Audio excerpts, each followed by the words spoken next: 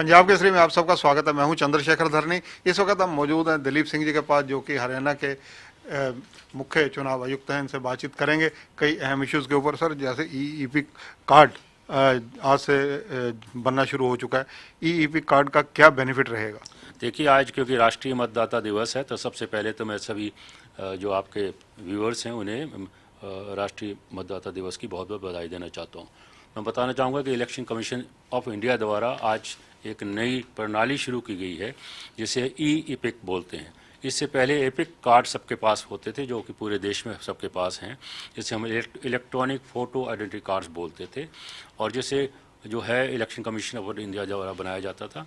और जो हम स्टेट इलेक्शन कमीशन हैं, हम भी जब मतदाताओं जब पंचायतों के और म्यूनसिपल कमेटीज़ के चुनाव कराते थे, हम भी उसी वोटर लिस्ट को लेकर के अपने चुनाव कराए जाते। उसमें कई तरह की दिक्कतें आ रही थी, कई तरह की शिकायतें भी आ रही थी। दिक्कतें ये थी कि जिस दिन व्यक्ति का वोट बनता है उसी दिन उसको कार्ड भी मिल जाना चाहिए, लेकिन ऐसा होता नहीं था। वोट तो बनता था अक्टूबर, नवंबर, दिसंबर में, और उसको जो कार्ड जाकर मिलता था वो फरवरी में, मार्च में, 5-6 महीने बाद मिलता था। इस बीच में अगर कोई चुनाव आ जाते थे तो वो व्यक्ति कहता था कि मैंने तो वोट बनवा लिया, हम कहते थे तुम्हारा वोट बना नहीं है, तो उससे बड़ी दिक्कत आती थी।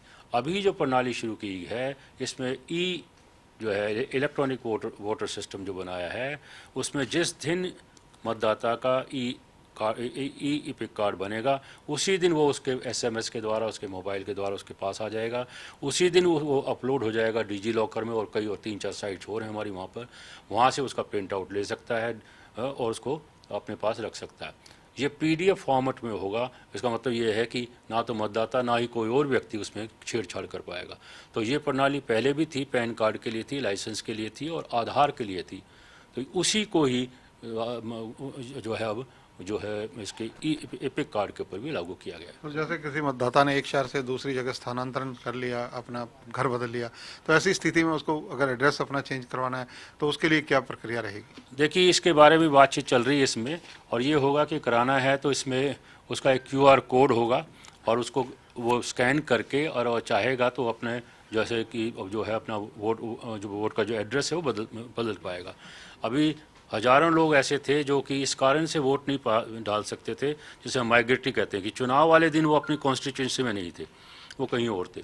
तो इसके ऊपर भी इलेक्शन कमीशन ऑफ इंडिया सोच रहा है, हम भी सोच रहे हैं कि क्या ऐसी भी कुछ किया जा सकता है कि उस दिन वहाँ पर नहीं है तो इसे हम ई वोटिंग बोलते हैं, ऑनलाइन वोटिंग उसका किया जाए। हालांकि अभी भी इनिशियल स्टेजेस में है, लेकिन इस पर काम चालू हो गया है।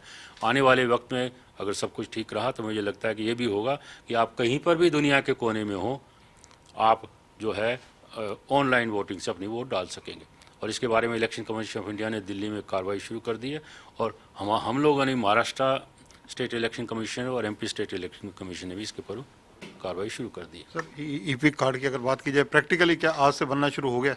जी हाँ, आज 25 जनवरी से जिन लोगों के नए वोट बने हैं, जिन्होंने अक्टूबर, नवंबर, दिसंबर 2020 में जिन्हें नए वोट बने थे, वो आज 25 तारीख को अपने जो है साइट पे जा कर के इलेक्शन कमीशन ऑफ इंडिया की और इसका प्रिंट आउट ले सकते हैं। और जो पहले वाले हैं वो फरवरी में जाकर इसको ले सकते हैं। तो 1 महीने के अंदर पूरे देश में जो भी अपना ईपिक कार्ड का डाउनलोड करना चाहेगा तो वो कर पाएगा। सर, अगर नगर निगम के पीछे चुनाव हुए हैं, आपने करवाए हैं हरियाणा के अंदर, तो वहाँ उसका अगर आपका अनुभव के आधार पर पूछा जाए तो किस प्रकार की ज़्यादा शिकायतें मिली? क्या कोई आपराधिक मामले भी दर्ज हुए कहीं? जी हाँ, कोई भी आपराधिक मामला हरियाणा में नहीं रहा।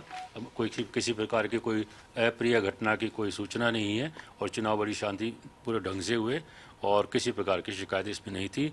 कोविड के रहते थोड़ी मन में शंका थी कि कोविड के रहते कैसे इलेक्शन कराए जाएंगे, लेकिन हमारी जो मेडिकल टीम्स थी, डिप्टी कमिश्नर थे, इन्होंने बहुत अच्छा कार्य किया। कोविड की पूरी गाइडलाइंस को फॉलो किया गया। हर बूथ के ऊपर हमने सैनिटाइज रखा, हर बूथ पे हमने ग्लव्स दिए, हर बूथ के अंदर जो है पानी की व्यवस्था थी, और कोविड के जो पेशेंट थे उनके लिए अलग से 1 घंटा रखा गया, उन्हें अलग से पीपीई किट दिए गए, और इसलिए जो है कोविड के टाइम पर भी कोई ऐसी दिक्कत नहीं आई, और सभी ने बड़ी सुचारू रूप से ये चुनाव हुए। सर, पंचायत चुनाव कब करवाने जा रहे हैं? अब पंचायत चुनाव जो है वो किसी भी समय अपेक्षित हैं, और अभी हम इंतजार कर रहे हैं कि राज्य सरकार से जब भी इसके बारे में एनओसी प्राप्त होगी उसके बाद इस पर कार्रवाई की जाएगी। सर, पंचायत चुनावों में एक महिला आरक्षण 50% वाला मामला, उसको लेकर सरकार की तरफ से कोई गाइडलाइन जारी हुई है क्या? जी हाँ, सरकार की ओर से सरकार ने निर्णय लिया था कि 50% जो है वो रिजर्वेशन महिलाओं के लिए रखी जाएगी। और जो जो अभी सूचना है उसके अनुसार वो मामला भी हाई कोर्ट में लंबित है। जब भी वहाँ से क्लियर होगा हाई कोर्ट से, उसके बाद इस पर निर्णय लिया जाएगा। धन्यवाद। तो ये हैं दलीप सिंह जी जो बता रहे हैं कि ई इपिक कार्ड आज से शुरू हो गया प्रैक्टिकली शेप में, आज से लोगों को बनाने लग पड़ा है विभाग। और इसके अलावा जहाँ तक पंचायतों के चुनाव की बात है, ये सरकार पर निर्भर है, सरकार जब कहेगी उसके अकॉर्डिंगली चुनाव आयोग करवाएगा। कैमरामैन सुनील के साथ चंद्रशेखर धरनी, पंजाब केसरी टीवी, चंडीगढ़।